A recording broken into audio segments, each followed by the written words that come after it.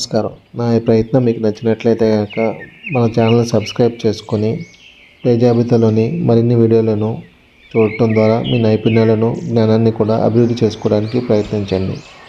Jai Hind.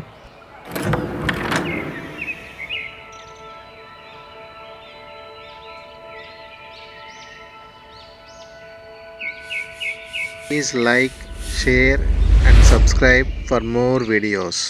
Thank you. It has been said that chess is 99% tactics. Tactics are an essential part of the game, as finding or missing a tactic often is the difference between winning or losing a chess game below master level. However, tactics do not come out of thin air. You usually need to build a strong position by placing your pieces on good squares and having your pieces work together.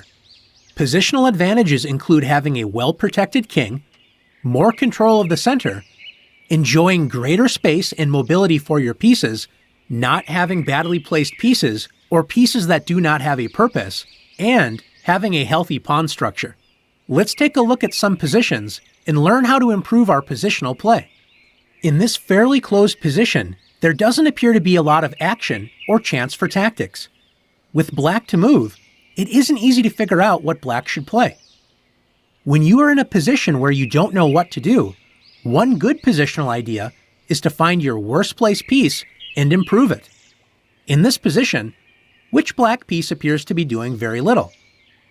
Black's knights protect each other and help control the center, and black's bishop on d6 is well centralized, controlling many key dark squares.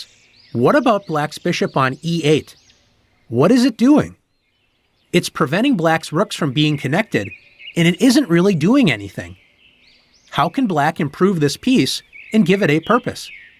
That's right, bishop to h5. This is a strong positional idea.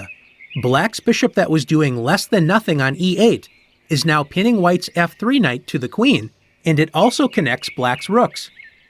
Now that the bishop isn't sitting on e8, a black rook could use that square to enjoy the semi-open e-file. After queen to d3, white centralizes the queen, improving its position and unpinning the knight on f3. Notice the queen also attacks black's pawn on f5. Can you see how black can improve a piece and block white's threat of capturing the f5 pawn? If you found knight to e4, great job! Black invades white's territory, placing the knight directly in the center, and also blocks white's queen from threatening the f5 pawn. Notice the f6 square is now available for other pieces to use, and black enjoys a space advantage. One step at a time, black is building a better position. Things are not looking great for black in this position. White has a powerful pawn chain from b2 to e5. White's space advantage is keeping black's pieces passive, and it's hard to find an active plan for black. Notice how white's minor pieces are all pointing at black's king side. The bishop on d3 is an excellent piece, enjoying an open diagonal on b1 to h7, placing serious pressure on black's king side.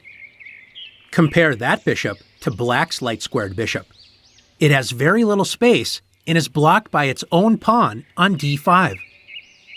Since black's light-squared bishop is clearly worse than white's bishop, black plays bishop to a6, removing one of white's best minor pieces for one of black's less active pieces. When you have less space and your pieces are not as good as your opponent's, trading pieces can often improve your position. After bishop takes a6 and knight takes a6, black's knight on a6 isn't on a great square, but black has removed a lot of pressure from the king side since there is no longer a light-squared bishop attacking the h7 square. Now that black has less to worry about on the king side, black can take time to improve the knight's position on a6. For example, if white attacks the knight with queen e2, where should the knight move? It could move to c7, but it doesn't look very active on that square. Would the knight rather be on c6, where it could put more pressure on white's center? Absolutely. But how can the knight get there? That's right, knight a to b8. Even though retreating the knight to b8 seems wrong, it is a strong plan because once the knight moves to c6, it will be very active. Don't worry about making moves that look bad if the move supports a strong positional plan. Let's take a look at one more position together. In this position, white enjoys a comfortable game. Notice that black has doubled pawns on the c-file, and white's light-squared bishop is pointing at the weak c6 pawn.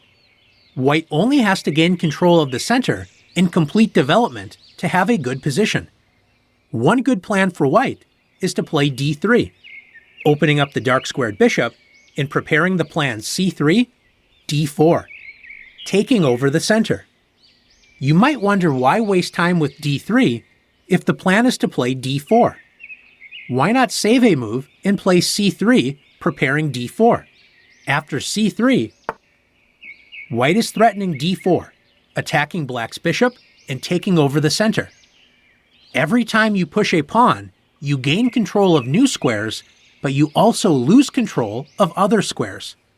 Since pawns can never move backwards, make sure there are no problems with the space you leave behind. In this case, notice the pawn on c2 protected d3 and b3.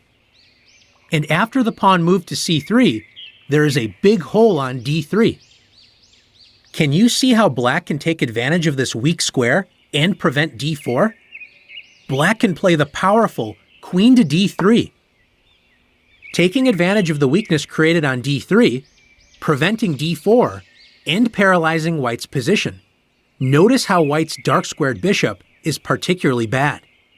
Black plans on completing development with bishop d7 and rook a to e8, when all of black's pieces are working together. White's passive, scattered pieces will be no match. Now that you've learned the importance of positional play, it's time to test your skills.